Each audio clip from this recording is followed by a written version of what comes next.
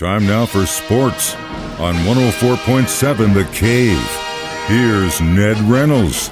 Mike, the intern, Ned Reynolds, back in the studio on a Tuesday morning. So yesterday we kind of talked a little bit about what Tom Brady might be doing, and I said, there was a rumor that he possibly could be on The Masked Singer. Well, looks like I was wrong-o.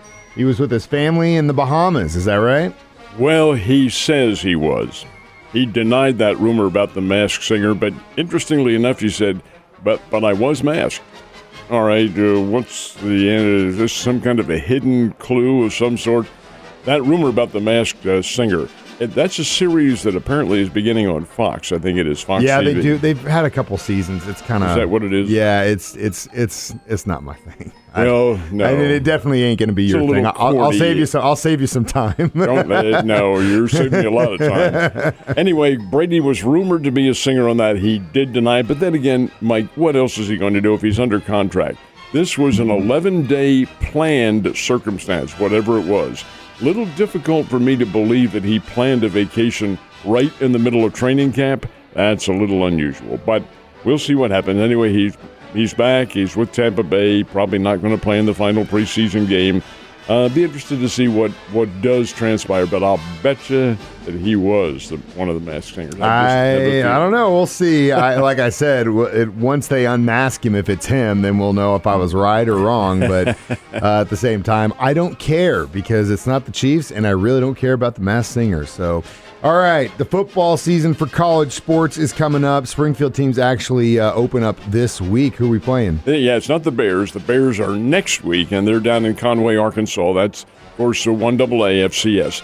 The first college team to play is Evangel, and the Evangel Valor will play a little bit over 48 hours from now. They play their home games down at Eagles Stadium in Nixa, and they have their first game. It's a Thursday night game that begins at 6:30, and Evangel is playing Clark College. Now, many of you, including moi, are not tremendously familiar with Clark College. Very small parochial school, and it's in Dubuque, Iowa. They do play intercollegiate athletics, and they are a member of the Heart of America Conference.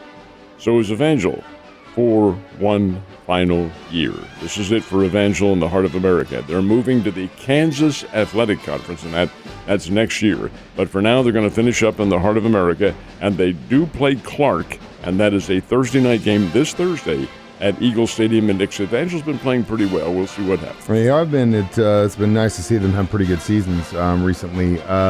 Any big college games? What am I watching this weekend? There are some games coming up this weekend. I think the one that captures, if you can call it capturing national attention, is the Northwestern game with Nebraska. That's a Big Ten conference opener, but it ain't in this country.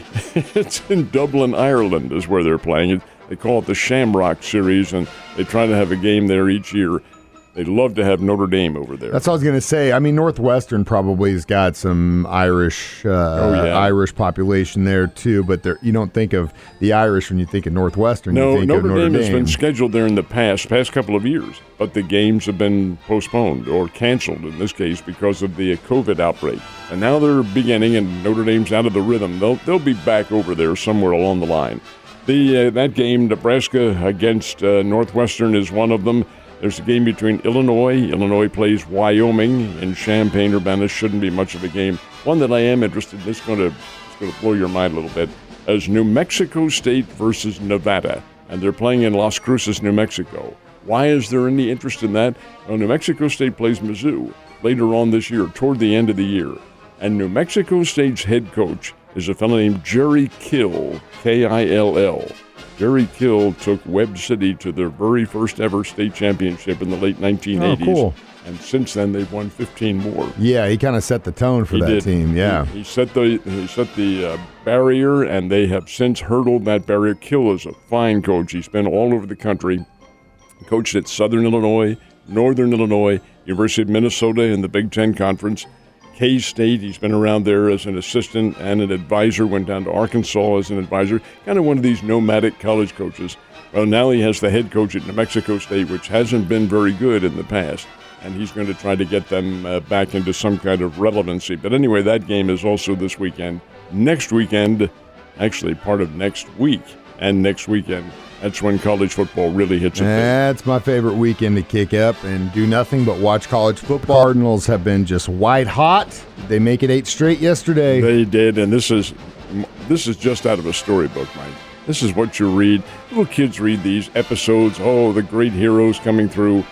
I mean, that's what this is. This is some kind of a storybook season. Played the Chicago Cubs last night. The wind at Wrigley Field blowing in. That means the ball was not sailing out. Great pitchers battle. Jordan Montgomery, who the Cardinals got back at the trade deadline from the Yankees, throws a one-hitter. One hit is all he allowed, struck out 7. Cubs pitcher is Drew Smiley, one-time Arkansas Razorback. Lefty, he had the Cardinals eating out of his hands. 1-0 is the final score. And how do the Cardinals score their only run? You guessed it, Albert hits .693. Bucks the breeze is blowing in, hits it into the first row of the center field seats. That is the only run of the game. Is that not a storybook game or what? Come on. Cardinals win 1-0. They keep right on winning. 8 straight wins now. The other day, well, as a matter of fact, it was on this show. I said, well, they'll never touch 17 straight wins like they had at the end of last year. I may have to eat that paper. You might be eating crow, buddy. You might be eating crow about Albert, too. I remember a couple weeks ago, you were like, I don't know, man. I don't know. But golly, he's making it tough not to believe he's going to pull it off. Oh, I think he will. I think he'll get 700 home runs. I don't think he's only 7 shy now of doing it. And he's got 4 more games, doubleheader today, 4 more games against the Cubs. They're wretched. Then he has games against the Washington Nationals, Pittsburgh Pirates, Cincinnati Reds. These are minor league teams, folks. Easily take 1 or 2 out of each one of those series. He'll get them. If he keeps on doing what he's doing, I don't. Whatever it is, Albert, that you're doing, don't change a thing. What about the Royals? Royals, I'll tell you what, they're also living a charmed life. Beat the Chicago White Sox yesterday 6-4 with 2 runs in the 9th inning. I'm sorry, 2 runs in the 8th inning it was. Anyway, the White Sox bring in a guy who's supposed to be their star reliever, a fellow named Joe Kelly. Joe Kelly pitched down here for the Springfield Cardinals, pitched for the St. Louis Cardinals, and has been around. Pitched for the Dodgers. He was great at the start. He ain't great now. Comes in, first 3 batters he faces. In the last of the 8th inning, it's a tie game, 4-4. Hits 2 of them and walks the 3rd. You're out of it, Joe. Get out. Okay, here comes a fellow named Drew Waters, who's a rookie with the Royals. He walks with the bases loaded. That's the winning run, 5-4. And then a sac fly brings home the other run, 6-4. Royals beat the Chicago White Sox. Chicago, I don't know how in the world they're still in the hunt, but they are. And the Royals beat him yesterday 6-4.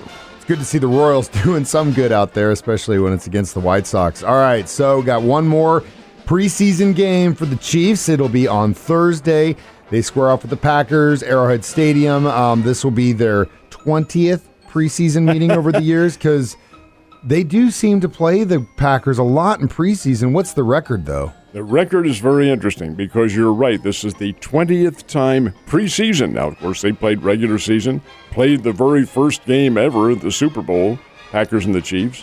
The preseason record is 9 wins, 9 losses, and 1 tie. So that's what they're going to break on Thursday night because there probably won't be a tie.